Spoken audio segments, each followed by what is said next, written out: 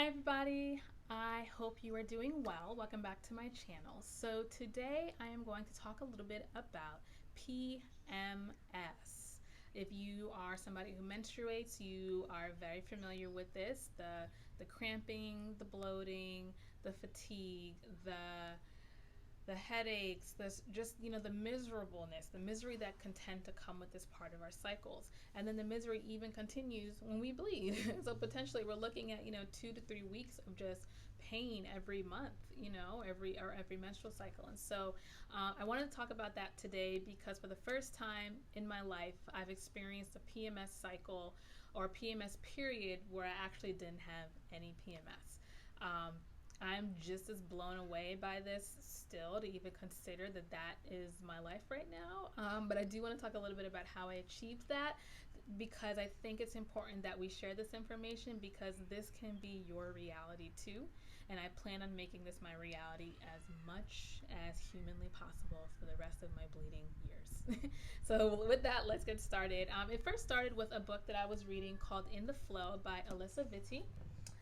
I've heard of Alyssa before. I do have her book Woman Code that I got a few years ago to kind of help troubleshoot some things in my cycle. I actually never finished it. I tend to kind of shy away when people want to give me these really strict diets to follow. I'm like, So yeah, that book and I didn't really get along too well, and this was a little bit different. In the Flow is based on the premise that as our menstrual cycle is that a cycle, there are distinct phases within it that we can actually capitalize on the different strengths of the various phases.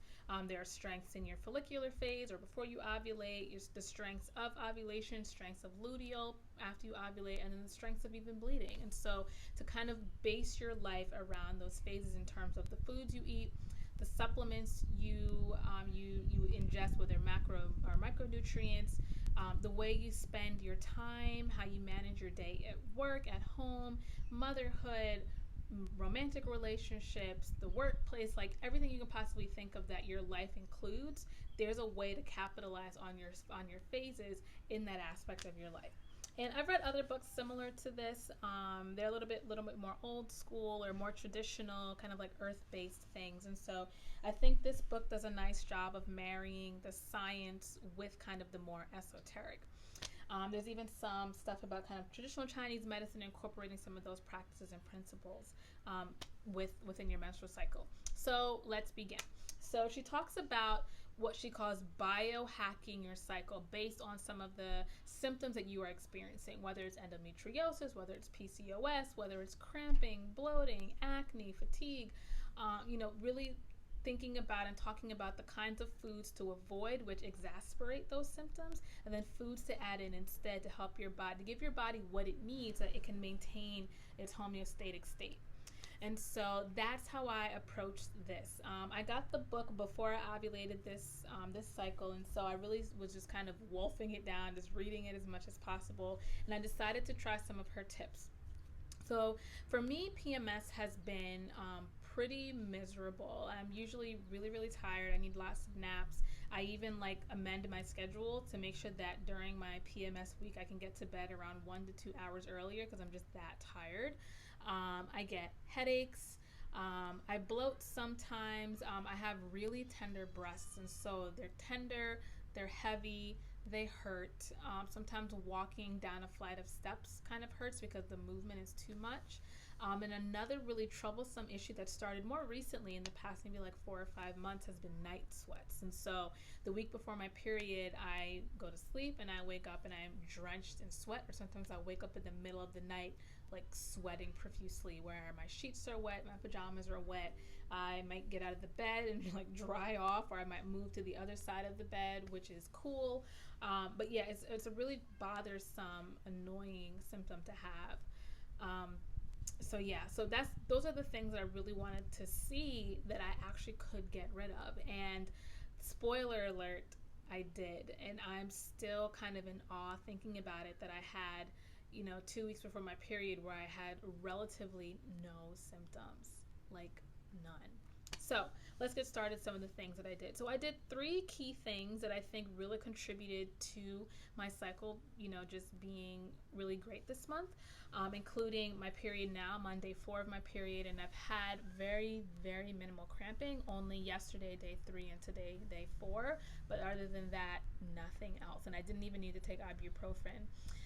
And in the past, I've left work before having really bad menstrual cramps. So the 3 things that I did was I did 2 kind of nutrition-based things and then 1 movement thing. So the first nutrition thing that I did was I really ingested a lot of vitamin E and a lot of omega-3s. And so based on the work that Alyssa Vitti has done in her book and her research, and what she suggests and what she's seen in her practice, is that these nutrients are really key for managing pain in the body. Pain when it comes to cramping, pain when it comes to breast pain, or mastalgia as it's called in the scientific community. And so right at ovulation, maybe the day of or the day before or the day after, I increased my amount of omega-3s via a supplement, omega-3 supplement, and my vitamin E through food. So what that looked like for me was, I love avocados, and that's a great source of both of those things, is that I ate at least a quarter of an avocado or even half of an avocado every day for the entire phase of my luteal phase, the 2 weeks before my period. So I had avocados every day. I then switched my cooking oils just to avocado oil those 2 weeks to really make sure I got a lot of those nutrients in my food as I was cooking throughout the day. So that has been, I think, really, really helpful. My breasts were not painful at all. Even now I can push down and there's not a lot of the teeny bit of tenderness. I tend to get a lot of pain on my right breast, but nothing compared to what I've been dealing with the past couple of years. It's really awesome. So that was number 1, omega-3s and vitamin E. Number 2 is I started taking a magnesium supplement internally. Throughout the years, I've experimented with magnesium via topical magnesium oil, and it's always hard to figure out which one is the best one, and this, that, and the third. And then I would also take Epsom salt baths. But, taking a bath isn't, viable every single day. And so, I didn't really notice much change with those topical magnesium treatments. I will say whenever I took an Epsom salt bath, I did sleep like a rock each time. But it's, I can't take a bath every day. So what I did was I got the Calm Vitality magnesium supplement. It's a powder. It comes in 30 little packs you can get, or you can get a jar of powder, and you dissolve it in water and you drink it. And so I did that every night, starting actually before ovulation this month, to really make sure my body got a lot of it that it needs. I think the powder provides about 50% of your daily required amount of magnesium. So I'm only putting in half of what I should be getting, and it was phenomenal. I think that was what helped my body not to cramp the entire 2 weeks. And then the 2 days of cramping that I had right now have been minimal. I haven't needed to do anything other than a heating pad for a few minutes, and that was it. And so the magnesium, I think, has been key, and it's something that I will continue on for the rest of my life, I think, because it's just been great. I'd also had gotten it because I was experiencing some anxiety, and it's a great remedy, in scientific circles about treating anxiety. There's even research I've seen that for people who suffer from mental illnesses, for example, bipolar, people who use lithium, it actually fills in the parts of the cell that are responsive to magnesium. So it's really interesting to think about how, this supplement, this mineral that our body really needs, it really holds a lot of different things that it does for the body. It helps with cortisol regulation, it helps with thyroid function, it helps with muscle spasms, it helps with sleep. It really is kind of like your cure-all that you need for your body to kind of integrate everything else that you're putting into it. I would also recommend you only take magnesium at nighttime. It does make you sleepy. And I took it once, mid-afternoon, I want to say, or early afternoon, 1 or 2, and I actually ended up taking a 4-hour nap that day. And so then my sleep that night was not very good. So this is definitely a nighttime supplement. The last thing I did, which Alyssa Vitti also talks about, but really came from my acupuncturist, was to integrate an exercise regimen into my life a minimum of 3 times a week. Exercise and me have been sometimes I'm on it, sometimes I'm off it. more off than I'm on. And so I really wanted to take my acupuncturist advice to heart. I've been working with her for 11 months, and I've just seen so much change in my body and in my outlook that I really credit to her. And so the kinds of exercises I did were in constitution with where I am with my cycle. So, Alyssa Vitti's mentioned this. This is mentioned in other kinds of like natural menstrual regulation circles that, the 2 weeks before your period and the week of your period, you really want to incorporate, more slower, more supportive, more nurturing exercises. So, like yin yoga, maybe some resistance training, walking, napping, like those kinds of things as you're nearing the end of your cycle, because your body is getting ready to release. It's done a lot of work getting, your body ready to, your egg ready to be released and then fertilized, and it's, creating this nice warm cushy home. And so a lot of energy went into that, and so your body really needs support now to get ready to release what it's built up for the past 2 weeks. And so or the past 3 weeks really. So yeah, it's so every day. So basically, what I did, instead of 3 days a week, I just did every other day. I found that thinking about it in that way didn't feel so restrictive. Like to think that, I have to exercise every Monday, Wednesday, and Friday, or Tuesday, Thursday, and Saturday. Like for me, just doing it every other day and kind of keeping it like, if I exercised yesterday, I don't have to exercise today. And if I didn't exercise yesterday, I do need to exercise today. And just kind of keeping it that way has been really beneficial for somebody like me. And so for me, it's consisted of a lot of yoga by, I've been following Ariana Elizabeth on YouTube. I just discovered her in the past like 3 weeks, and I really, really like her videos. I like her affect. It's also nice to see a woman of color in the yoga space, because there's not many of them. And I've been going on walks. There's a botanical garden about 5 miles from my house. It's beautiful that I've been walking there. I walk around my neighborhood, and so really incorporating appropriate movement practices for the time of my cycle that I'm in has also been really, really crucial. So yeah, this has been, I'm still kind of blown away a little bit to think about that I could seriously have been experiencing pain-free periods my whole life, and I didn't know.